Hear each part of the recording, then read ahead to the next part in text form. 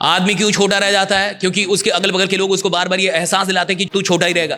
अगर आपको जिंदगी में बहुत आगे जाना है, दो चार ऐसे लोग रखिए अपने बारे में, अपने अगल बगल के लोगों को गड़बड़ ना बोलने दो। बोलने का बहुत प्रभाव होता है जिंदगी में, इस बात को याद रखिए। एक अच्छा आदमी अगर 5-10 बुरे आदमी से गिरा है तो संभावना यही है कि वो भी बुरा होने वाला है। और कई बार मोहब्बत भी होती नहीं है, लोग मोहब्बत करवा देते हैं कि तुम ही को देख रही थी रे बाबा।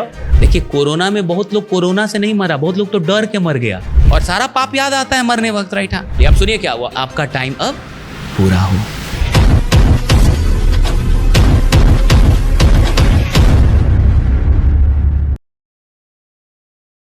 एक प्रोफेसर साहब थे, एक बड़ी अच्छी कहानी। एक प्रोफेसर साहब और एक फिलोसोफर, दो लोग थे। तो एक प्रोफेसर साहब और एक फिलोसोफर, दार्शनिक, और एक प्रोफेसर जो कॉलेज में पढ़ाते हैं, दोनों बड़े अच्छे दोस्त। तो दोनों में विवाद हो गया कि कहने का असर होता है कि नहीं।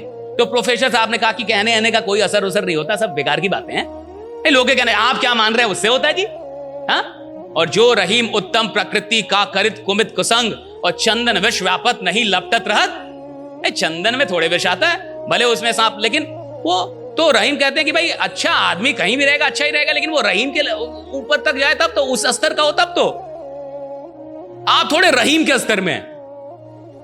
एक अच्छा आदमी अगर 5-10 बुरे आदमी से गिरा है तो संभावना यही है कि वो भी बुरा होने वाला है। इतना कंट्रोल नहीं है उसका कि वो संगति में बुरा ना हो। और कोई भी नशा वो नशा नहीं होता, संगति का नशा होता है। आप संगति छोड़ दीजिए, शराब छूट जाएगी। आप संगति छोड़ दीजिए, सिगरेट छूट जाएगा। आप संगति छोड़ दीजिए, जिनके साथ पीते होते हैं उनका साथ छोड़ दीजिए, देखिए छूट जाएगा। क्योंकि नशा चीजों का नहीं है, संग का है। अब देखिए, प्रोफेसर साहब का मानना था कि कहने होने का कोई प्रभाव नहीं होता, और दार्शनिक का मानना था नहीं, कहने का प्रभाव होता है। तो दार्शनिक को लगा कि इसको क्या करें कि इसको समझ में आ जाए कि कहने का प्रभाव। एक दिन जब प्रोफेसर साहब अपने कॉलेज में पढ़ा रहे थे, तब ये दार्शनिक जो था वो इनके घर पे पहुंचा और इनकी वाइफ से मिला। और चूंकि ये तो दोस्त थे, पुराने दोस्त थे ये लोग, वाइफ उनको जानती थी, पहले से ही जानती थी। तो उन्होंने वाइफ से कुछ बात की कि ऐसा ऐसा कुछ करना है। तो वाइफ है कि नहीं नहीं, मैं तो ऐसा कुछ नहीं कर सकती। तो नहीं, आप मेरे कहने से मेरी मदद कीजिए, कुछ समझाना है, इसलिए आप ऐसा कीजिए, मेरे कहने से। अब वो उतना बोले और पहले की दोस्ती है तो वाइफ मान गई कि ठीक है। अब पूरा इन लोगों ने प्लान बना लिया। अब सुनिए क्या हुआ। अगले दिन जब प्रोफेसर साहब जगे और जग के बेटी होता है ना कि आप अपनी बेड पे है और चाय वाइफ बना के लाती है, ऐसी वाइफ मिल जाए अगर तो आप बहुत सौभाग्यशाली हैं, राइट? तो वरना आजकल तो पुरुष ही बना रहे हैं। तो अभी क्या हुआ, ये वाइफ लेके आई, चाय लेके आई, जैसे रोज लेके आती थी उस दिन भी लेके आई। और प्रोफेसर साहब जगे, तो जगते ही उनकी वाइफ ने कहा कि आपका आंख थोड़ा लाल लाल दिख रहा है, तबीयत ठीक है ना आपका? तो ये प्रोफेसर साहब उठे, थोड़ा आईने के सामने गए और देखे अपना आंख। तो कहे मेरा आंख तो ठीक ही, अंदर अंदर बोले इसी का आंख खराब हो गया है, मेरा आंख तो बिल्कुल सही है। तो उन्हें लगे कि वाइफ का आंख खराब है, इसके आंख में प्रॉब्लम आ रहा लग रहा है। तो चाय वो पी लिए, उसके बाद जाने लगे बन ठन के जैसे जाते थे अपना। तो जैसे ही निकले तो बाहर में बगीचा था उनका। तो एक गार्डनर था बगीचे को जो देख रेख करता है, तो उसको राम सलाम करते थे रोज। तो जैसे ही राम सलाम किए तो उसने भी राम सलाम किया, कहा कि प्रोफेसर साहब आपकी तबीयत ठीक है ना, आंख थोड़ा लाल लाल आपका दिख रहा है। तब इनको याद आया कि वाइफ भी बोली थी, ये भी बोल रहा है। फिर भी ये थोड़ा सा ऐसे वैसे करके अपना चल दिया कि ठीक तो है, ऐसा तो कुछ नहीं है भाई। फिर वो रोज एक जगह पे चाय पीते थे, चाय की दुकान थी, वहां चाय पीते थे। अच्छा, चाय वाले से भी सेटिंग थी इसकी, जो फिलोसोफर था, जो दार्शनिक। अब जैसे ही चाय पीने पहुंचे तो चाय वाले ने भी यही बोला कि आपका तबीयत ठीक है ना, आंख आपका बहुत लाल लाल दिख रहा है। अब चाय पीते पीते सोचने लगे कि पत्नी भी बोली, गार्डनर भी बोला, ये भी बोल रहा है, कुछ तो गड़बड़ है। आदमी ही है, उसको थोड़े पता है कि सब सेटिंग है। अब ये चाय पीते पीते इनका पैर भारी होने लगा, और चाय पी के जब उठे तो इनसे थोड़ा चलने में इनको लगने लगा कि हम बीमार हैं। देखिए, कोरोना में बहुत लोग कोरोना से नहीं मरा, बहुत लोग तो डर के मर गया कि अब कोरोना हो गया, यानी बुलावा आ गया है, अब नहीं। और बहुत सारे लोग जो हॉस्पिटल में थे वो ज्यादा मरे। क्यों?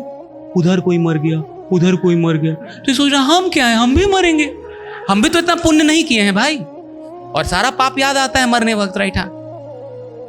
तो देख रहा है कि हर मिनट में लोग मर रहे हैं, रोहा रोहाहट हो रहा है।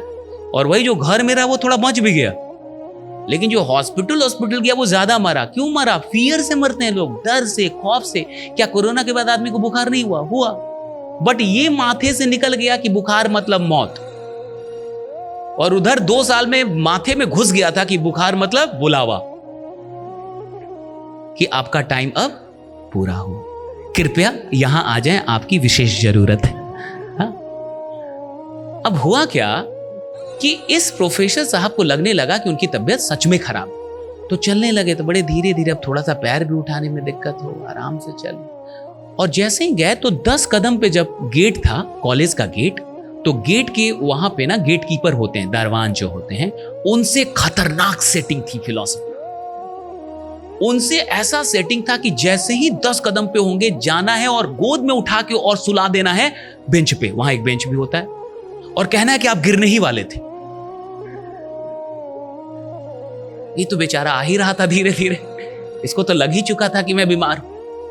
तुरंत आया गार्ड, एकदम पकड़ा खट से और सुला दिया एकदम। कहा कि गिरने वाले थे आप, गिर जाते अभी आप।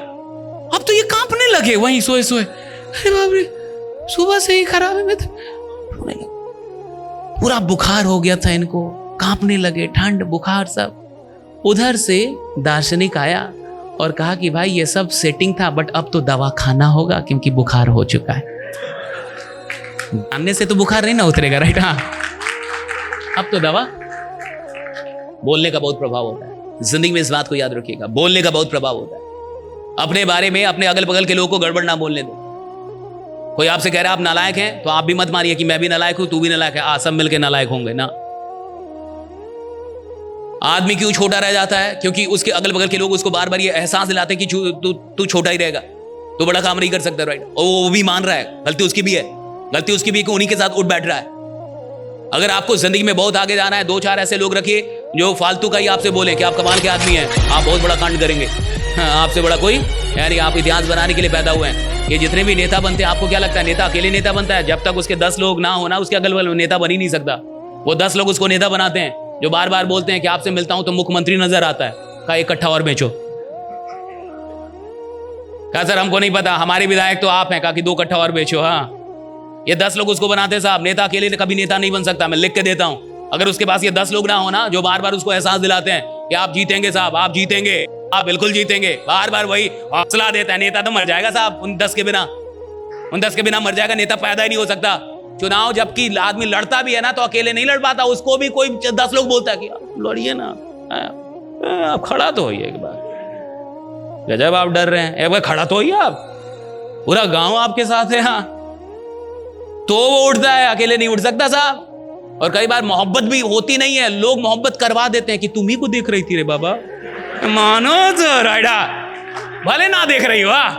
इसको शक हो जाता है मेरे को देख रही थी। अरे देख रहे थे भाई, हम बता रहे हैं राइडा तुमको। लोग मोहब्बत करवा देते हैं, मोहब्बत ना भी हो तो करवा देंगे। लोग नेता बनवा देते हैं, उसको नहीं बनना था, उसको 4 आदमी मिलकर नेता बना दिया ताकि आप बनिए तो महाराज, आप खड़ा तो होइए आप। हाँ चलिए, आप आज से चप्पल छोड़ दीजिए, ऐलान कर दीजिए कि अब मैं चप्पल नहीं पहनूंगा। ऐसे करके नेता से सब कुछ छोड़वा देते हैं। 2-4 साल हारता है, 2-4 बार हारता है, तो 5वीं बार जनता दया पे जितवा देती है। मर जाएगा रे, दे दे अब इसको वोट, मर जाएगा ये, 4 बार से हार रहा है। और जैसे ही 5वीं बार जीतता है, वो 10 लोग तब तक जिंदा ही रहते, कहते हम ना कहते थे आप जीतेंगे, हमें पता था आप जीतने वाले, राइडा जानते हैं नेता बनेंगे आप।